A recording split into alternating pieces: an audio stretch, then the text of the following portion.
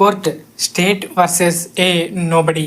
ఈ మూవీలోని interesting and POCSO case section గురించి తెలుసుకునే ముందు మూవీ దర్శకుడు రామ్ జగదీష్ గారి గురించి తెలుసుకోవాలి.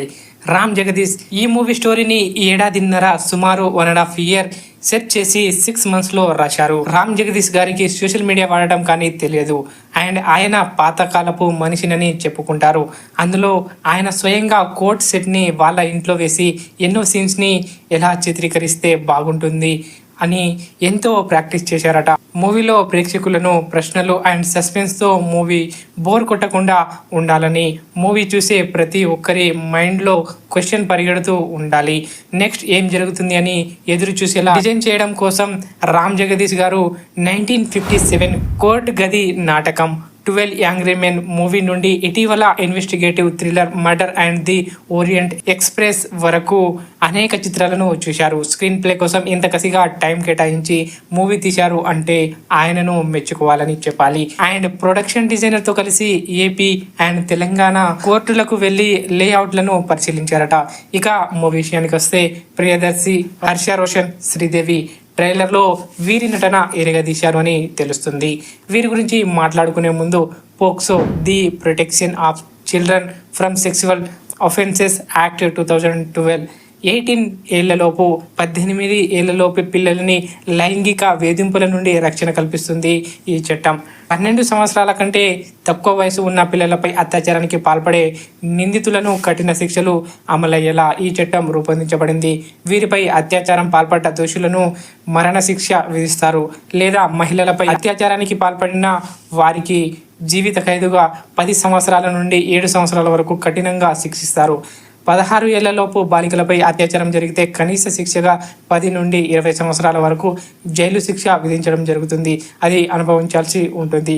అత్యాచార కేసుల వేగవంత విచారణ కోసం ప్రభుత్వం కాల పరిమితిని సూచిస్తుంది. తప్పనిసరిగా 2 నెలల్లోనే కేసును పూర్తి చేయాలి.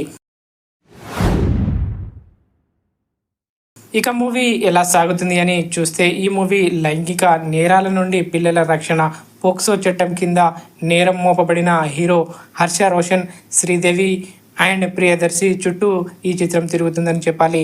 హీరోయిన్ శ్రీదేవి అండ్ హర్ష రోషన్ స్నేహం అండ్ ప్రేమ. హీరోయిన్ నాన్నకు అది నచ్చదు. అయిష్టత వలన రోషన్ని వివిధ సెక్షన్స్ కింద జైలు నుండి బయటకు రాకుండా కఠిన శిక్ష పడేలా కేసు వేస్తాడు. ఆ సెక్షన్లలో పోక్సో ముఖ్యమైనది. ఆ కేసును వాదించడానికి ప్రతి న్యాయవాది భయపడటం, అప్పటికి ఆ కేసును గెలిచిన న్యాయస్థానాలు లేకపోవడంతో ప్రతి న్యాయవాది వెనుదిరుగుతాడు. ఆ తర్వాత బలమైన పాయింట్తో పోక్సో కేసును గెలిచేందుకు ప్రియదర్శి ఎంట్రీ ఇవ్వడం, చివరకు ఆ కేసును ఎలా గెలుస్తారు అన్నది థియేటర్లో చూడాలి. 14 ఏళ్ళు జైలు శిక్ష పడవలసిన రోషన్ని శిక్ష పడకుండా ఎలా బయటకు తీసుకొస్తారు, చివరికి వారి ప్రేమ ఏమవుతుంది అనేది మూవీలో ట్విస్ట్ అని చెప్పాలి. ఇక మూవీలో కీలక పాత్రల గురించి చెప్పాలి అంటే ముఖ్యంగా ప్రియదర్శి కేసును చేపట్టే న్యాయవాది పాత్రను పోషిస్తున్నాడు. పరిస్థితులు ఎలా ఉన్నప్పటికీ న్యాయం కోసం పోరాడాలని నిశ్చయించుకుంటాడు. అదే స్టోరీ మెయిన్ స్ట్రాటజీ అని చెప్పాలి.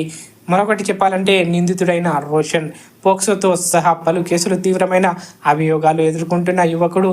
అనుభవజ్ఞులైన న్యాయవాదులు కూడా అతని తరపున వాదించడానికి ఇష్టపడరు. ఇక మూవీ స్ట్రాటజీ చూస్తే ఈ చిత్రం పోక్సో చట్టం యొక్క తీవ్రతను, హీరో మరియు అతని కుటుంబం అనుభవించే భావోద్వేగం కావచ్చు, ఆ కల్లోలాన్ని మరియు అటువంటి కేసులను, నిందితులను సమర్థించే వారు ఎదుర్కొనే సవాళ్లను ప్రత్యక్షంగా చూస్తున్నట్టు ఈ మూవీ ఉంటుందని చెప్పాలి. ట్రైలర్ గురించి చెప్పాలి అంటే సాంప్రదాయంగా ట్రైలర్ కట్లను భిన్నంగా అండ్ ఈ ట్రైలర్ సినిమా యొక్క ముఖ్యాంశాన్ని అనుగుణంగా ఉండే విధంగా చూపించడం జరిగింది.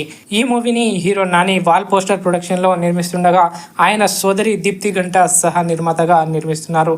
మార్చి 14న ప్రేక్షకుల ముందుకు రానున్న ఈ మూవీ హిట్ అవ్వాలని కోరుకుందాం. మరి ఈ మూవీ ఎలా ఉంటుందో కామెంట్లో తప్పకుండా తెలియజేయండి.